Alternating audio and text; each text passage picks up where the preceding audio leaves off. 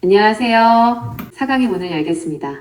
지난 시간 우리는 호러스 알렌이라는 한 명의 의사이자 외교관이 어떻게 왕실의 굳게 닫힌 문을 열었는지, 즉 위에서 아래로 향하는 길을 터놓았는지 보았습니다. 그의 이야기는 정치와 외교가 얽힌 거시사의 한 장면이었습니다. 오늘은 그와는 정반대의 길을 걸었던 한 사람의 이야기입니다. 그녀는 왕의 신임을 얻어 길을 연 것이 아니었습니다. 그녀는 가장 낮은 곳, 가장 어두운 곳, 사회가 외면했던 이들의 상처와 눈물 속으로 직접 걸어 들어가 그들의 마음의 문을 아래에서 위로 열었던 사람이었습니다.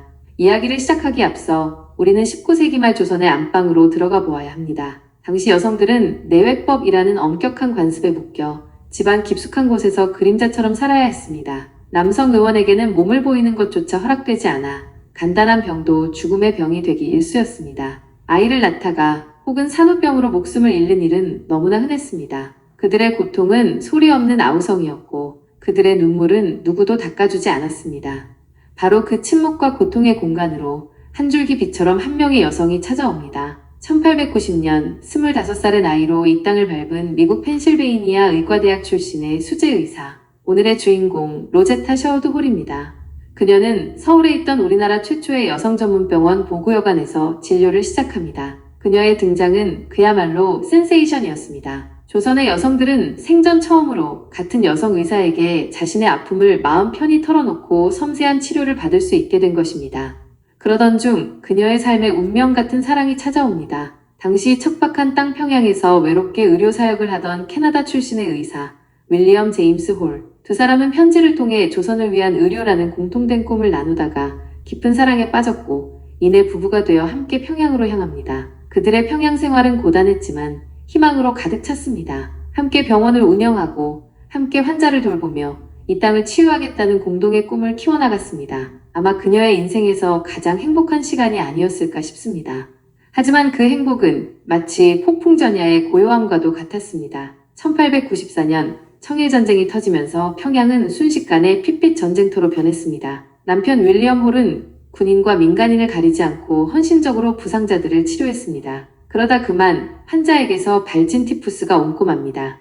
사랑하는 아내 로제타와 어린 아들 셔우드, 그리고 뱃속에 있던 둘째 딸의 얼굴도 보지 못한 채 윌리엄 홀은 34살의 젊은 나이로 아내의 품에서 눈을 감습니다. 말도 통하지 않는 이국 땅, 전쟁의 한복판에서 사랑하는 남편을 잃은 29살 여성의 심정, 하늘이 무너지고 땅이 꺼지는 슬픔이었을 겁니다. 모두가 그녀가 고향으로 돌아갈 것이라 생각했습니다. 하지만 그녀는 자신의 그 찢어지는 슬픔을 재료 삼아 이 땅을 위한 더 위대한 사랑을 빚어내기로 결심합니다. 그녀는 평양에 남아 남편 윌리엄 홀을 기념하는 병원을 세우기로 맹세합니다. 개인의 슬픔을 공동체의 치유를 위한 소명으로 승화시킨 것입니다. 그녀는 남편을 잃은 슬픔의 땅에 사랑의 씨앗을 다시 심었습니다. 평양에 여성병원을 세워 진료를 이어가던 어느 날, 그녀의 삶을 또 한 번 바꾸는 운명적인 만남이 찾아옵니다. 앞을 보지 못하는 한 맹인 소녀, 복례를 만난 것입니다. 그녀는 온 힘을 다해 소녀를 치료했지만 안타깝게도 소녀의 시력은 돌아오지 않았습니다. 이제 이 아이는 평생을 캄캄한 어둠 속에서 살아가야 하는구나. 그 안타까움에 잠을 이루지 못하던 로제타는 의사로서의 한계를 넘어선 새로운 도전을 결심합니다. 이 아이의 눈을 뜨게 할 수 없다면 세상을 읽을 수 있는 다른 눈을 선물해주자. 그녀는 맹인 교육을 위해 잠시 미국으로 돌아가 뉴욕의 특수교육기관에서 직접 점자교육법을 공부하고 돌아옵니다. 그리고는 서양의 점자를 그대로 가져온 것이 아니라 한글의 과학적인 원리를 깊이 연구하여 우리 실정에 맞는 최초의 한글 점자를 창안해냅니다.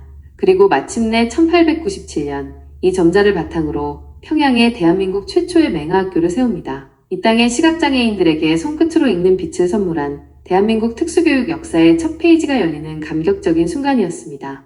하지만 하늘은 그녀에게 또 한 번의 시련을 허락합니다. 애지중지 키웠던 딸 에디스가 이질에 걸려 어린 나이에 세상을 떠난 것입니다.